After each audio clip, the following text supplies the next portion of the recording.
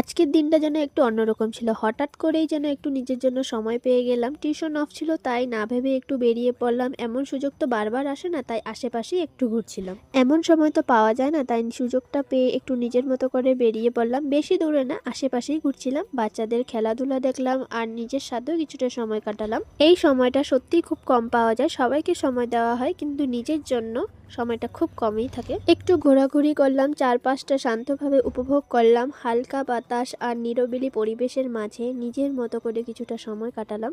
তারপর সন্ধ্যা হয়ে যাওয়ায় বাড়ি ফিরে আসলাম। হঠাৎ কিছু খাওয়ার ইচ্ছে হলো, তাই দোকানে গিয়ে চাউমিন নিয়ে আসলাম। তারপর নিজেই বানালাম, একাই সব সামলালাম। কষ্ট করে বানালেও শেষে নিজের হাতে বানানো খাবার খাওয়ার আনন্দটাই আলাদা। মনে হয় ছোট্ট একটা জয় পেয়ে গেলাম নিজের কাছে। একটু কষ্ট, একটু সময়, আর শেষে সেই স্বাদটা যেন ক্লান্তি মুছে দিয়ে মনটাও হালকা হয়ে যায়।